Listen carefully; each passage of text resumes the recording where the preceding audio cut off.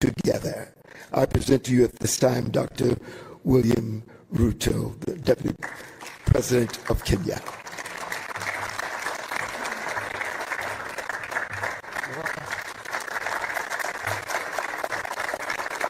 Thank you very much.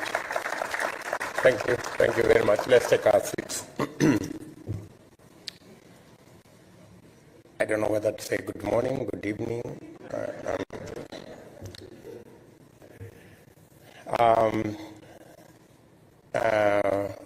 The president of the University of Loyola,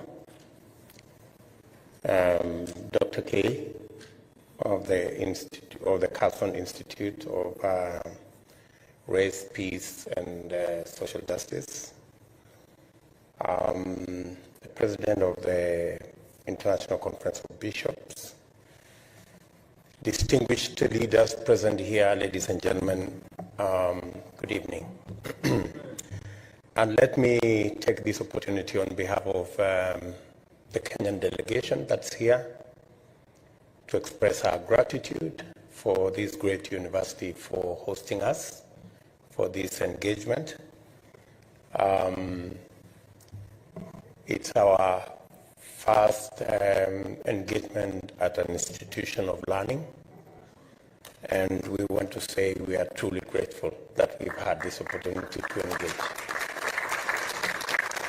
Congratulations to the Carlson Institute for providing a platform for engagement on a matter that is very pressing, as has been said by the earlier speakers. And I would make a few comments on what I think the direction to which we in Kenya as a global, as a member of the global village, or did you say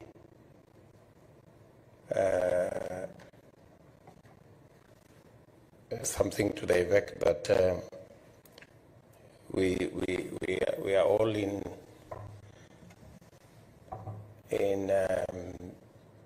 a neighborhood that one resembles the other?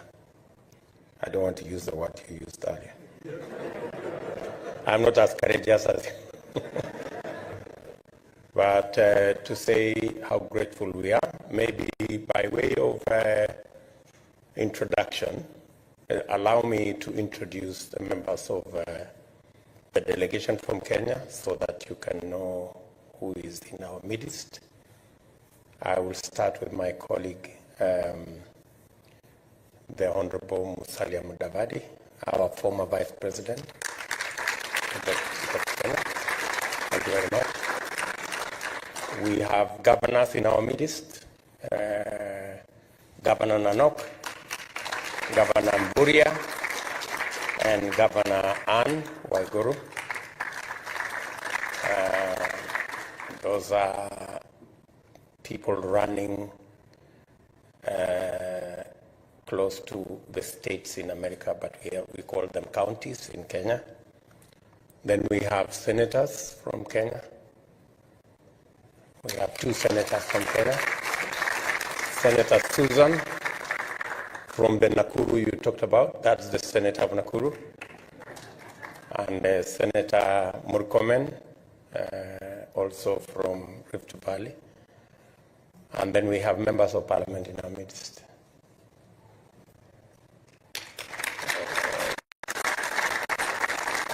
We have Aden Duale, is our former leader of majority in parliament. Alice Wahome, member of parliament for Kandara. Owen Baya, member of parliament from the coast part of Kenya. Kimani Ichung'wah, member of parliament from the outskirts of Nairobi, not too far from Nairobi. Soiban Tuya, actually she's a Maasai. The Maasai you are, she's not very tall though.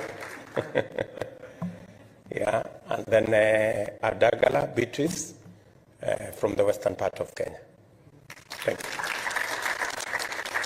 I think we have other officials in our midst.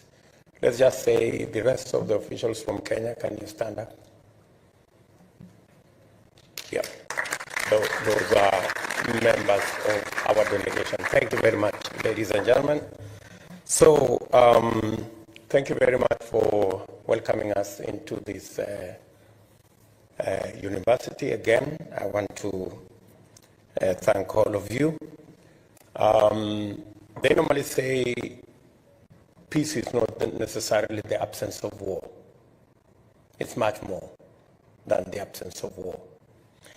And it is our belief as a nation, as Kenya, and being a member of the global village, that we do our part in making sure that we live in a peaceful world doesn't have prejudice over race or color or religion or where somebody comes from. And that informs our past and present. We have, as has been said by somebody here, a nexus between the church, the state, and our development. Kenya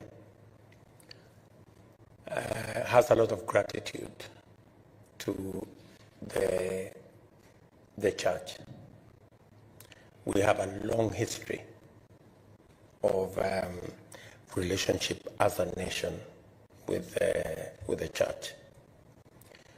So that you may know, almost 20% of all our health facilities are church-based, or they are run by church-based institutions. And almost 30% of all our schools are actually run by religious institutions. And let me say our first two presidents are products of church institutions. They were mentored, they went to school because of the church. And therefore we have a solid relationship with the church. And even in our politics, you will find that along the way, you will find the Ufungamano initiative as we worked on the push for a new constitution. And that was largely a faith-led engagement as we sought for a new constitution for our country. And so we have a solid relationship as a nation with the church. And so do I find in this great institution that there is an interface of faith and education, and that's the solid basis upon which this institution is built. I have had occasion to meet many, as has been said here, of the reverends who've come to Kenya, of the bishops who've come to Kenya, and they have been part and parcel of the achievements we've made as a nation, and their contribution cannot go without mention. We truly are grateful to the initiatives the bishops have done in our country.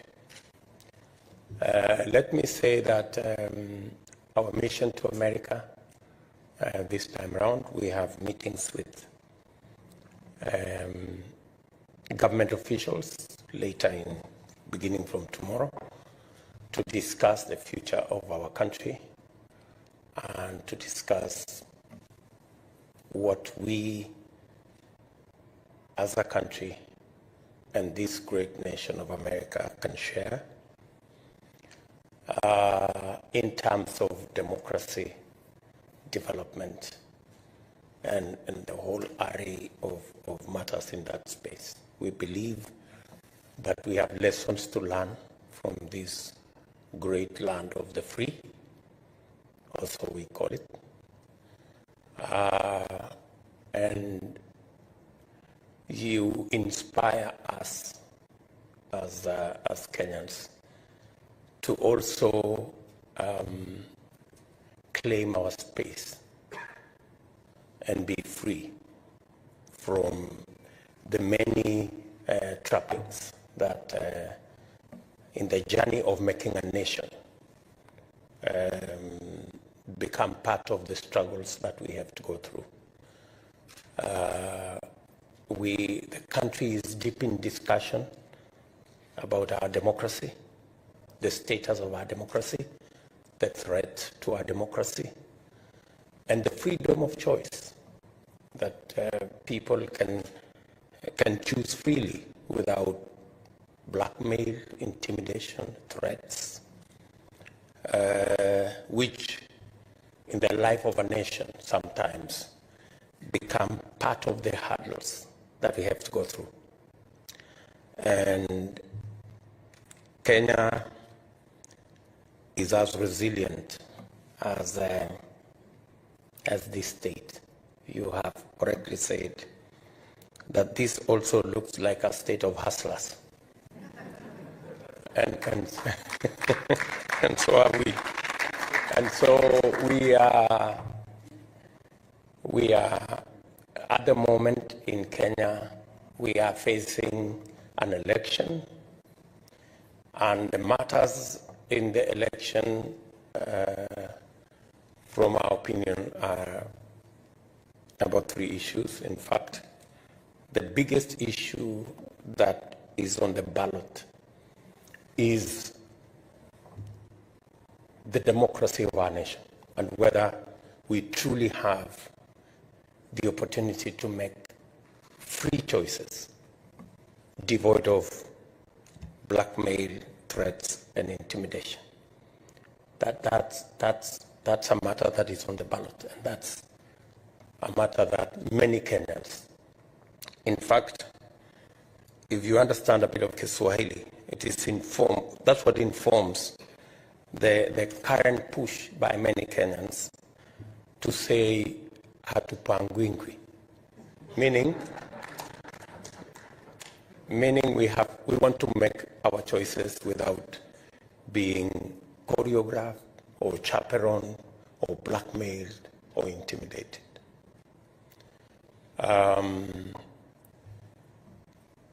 We are also going to be making choices about our economy and the democratization of our economy. There is a feeling that our economy has been captured and curtailed and brokered and become exclusionist. And that's why our push is that we must democratize our economy, make it inclusive, bring everybody on board, and ensure that nobody is left behind.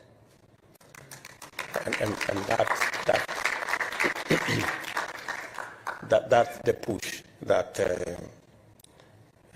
is going to inform the elections in our country. And that comes in different forms. It comes in job creation, expanding opportunity for business, expanding opportunity for value addition, agro-processing, and all the array of interventions that would create a much more inclusive society in our nation. So we are looking forward to the partnership of friends and people of goodwill. And America has always been a partner and a friend and has stood with us during the good and the bad times. always in Kenya, and together with other members of the international community, we are looking forward to working together in that endeavor. It is said that injustice anywhere is a threat to justice everywhere.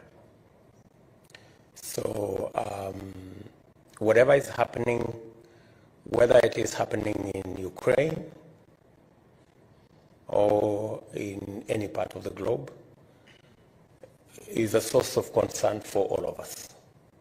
And the statement that was issued by the government of Kenya at the UN, for example, was laced with one of the statements that Dr. K's institute, this Carson Institute, about race. That even in a situation of war like in Ukraine, you still have people who want to practice racism, who gets rescued first, you know? And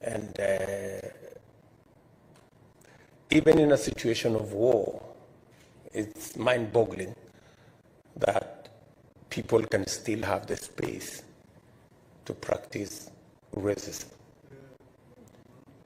you know? And therefore, the institute here, the Carson Institute, has some work to do. And hopefully, as members of the global village, we will play our part as people from Kenya.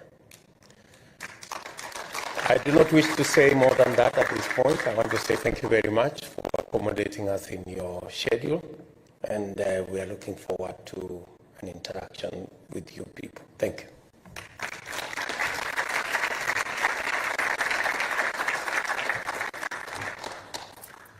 So we're going to open it back up for questions and answers. For us, that is the hallmark of what it means to be at a university, to be able to have open exchange and dialogue. So I would like to welcome back up to the stage the Deputy President of the Republic of Kenya to join me in the seats to have an open conversation. Whatever you'd like to say. Okay. Someone called it the hot seat, but Maybe the hot seat. maybe the hot seat. Okay. So I want to begin by talking about democracy. So in America, we understand that true democracy is linked to having both free press and the freedom to speak. And so I want to ask you to think about this as it pertains to Kenya. What does democracy look like there? And what is your responsibility as a deputy president to make sure it happens? Well, to be fair to ourselves, maybe sometimes we judge ourselves by very high standards. But to be fair to ourselves, Kenya is a robust democratic country with a